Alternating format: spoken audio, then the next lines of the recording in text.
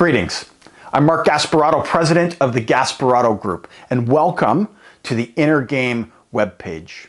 This short video gives you an overview of the page contents and downloadable resources. At Gasparato Group, we define leadership as the influences that direct, motivate, and enable others to achieve a common goal in line with the group's values. And furthermore, we group leadership into three areas: leadership of self, leadership in teams, and leadership in organizations. Before we dive into the web page material, I want to point out the first downloadable asset is the Clear the Way, Master Your Inner Game workbook. This workbook is primarily meant for workshop participants. However, it's available to people who attended the keynote or anyone who is interested in the topic. There are two versions, one printable and one fillable PDF. So what connects the three areas of leadership is what we call the chain of impact. It's the inner game of leadership that drives the outer game of success: individual productivity, team performance, and organizational profitability. That's the chain of impact. And it's this chain of impact that will allow you and your organization to fulfill your purpose, deliver on your promises, and ultimately to create prosperity. Let's now take a look at this concept of inner game and its four underlying principles. So principle number one, to lead others effectively, it starts with leading yourself. In fact, to do anything effectively, including your own work, it starts by leading yourself. And there are 9 components of your inner game. These 9 components are grouped into 3 steps. Step 1, identity. Master who you are, made up of beliefs, values, and traits. And identity is at the bottom because it provides the foundation upon which all the others are built. So step 2, consciousness. Master how you think and feel, comprising sense-making, emotional intelligence, and learning. And finally, step 3, action orientation. Master how you do things or how you execute, with decision-making, accountability, and resilience. These are the 3 steps to mastering your inner game. Principle 2, to lead yourself, you need to know yourself. And knowing yourself does not come automatically. It takes work, hard work. You've got to put in the repetitions to gain that self-awareness. So here's a tool that can assist. This is the Johari window, and it's a free tool that allows you to compare how you think you show up, meaning your personality traits, with how others perceive you. And if you plan to proceed with the Johari window exercise, then I highly recommend watching another Gasparato Group video, also linked on the webpage, that explains the concept and the process to receive and evaluate the feedback. So principle number 3, most people's leadership is stuck at the level of their inner game. For most people, how well they lead directly in teams and more indirectly in organizations is stuck at the level at which they lead themselves. And this quote comes from Anderson and Adams in their book, Mastering Leadership, based on extensive data collection. So it's not just an interesting soundbite. The research is clear. It's the inner game of leadership that drives the outer game of success. That is the chain of impact. Now for a visual.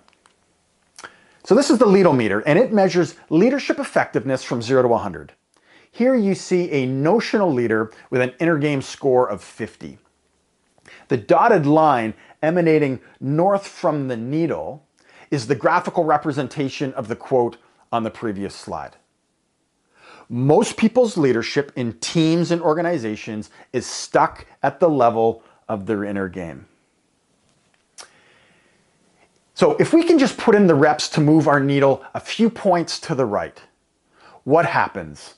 Well, over time, our teams become higher performing. And over time, our organizations more profitable. Again, that's the chain of impact. Principle number 4, leadership is a life journey. Most of us mature as we get older to a point, and then there comes a time that unless we put in the hard work, put in those repetitions, our leadership no longer progresses. To illustrate that point, let's now look at the leadometer with a focus on inner game. The colors of the leadometer span the spectrum of the rainbow from red all the way to violet. So while there are 4 zones denoted by the white lines, progression is much more fluid. And it's very hard to get a high score on this assessment because it takes what you do correctly and it subtracts what you don't. Because that's how life works, right? We're not just judged on what we do well. So if this were a multiple choice test out of 100 and you got 75 answers correct, your score would be 50. It would be the 75 that you got right minus the 25 that you didn't to equal 50. And please note, this is not a psychometrically valid assessment. It's meant to quickly give you a rough idea of where you land. So the first zone is called self-centered because these people are defined by their immediate needs, personal and physical, often on autopilot. In many respects, they continue to express teenager-like behavior, and 3% of leadometer respondents are self-centered. The second zone is called defensive. These people are defined by one or more of the following: either their relationships, their results, and/or their smartness. And they act in this way to fit in and be accepted. 50% of leadometer respondents are defensive. The third zone is called constructive. And these people work on all aspects of their leadership, all components of their inner game, all aspects of their life, and they do it in a holistic manner. 45% of leadometer respondents are constructive. And lastly, the fourth zone is called paradoxical.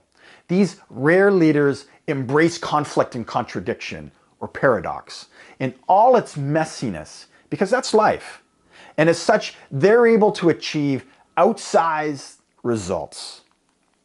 Less than 2% of leadometer respondents are paradoxical.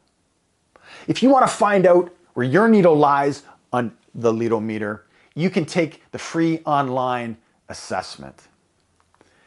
That assessment is found at the bottom of the webpage. There's a link to a 55-question survey, which takes 10 to 12 minutes to complete.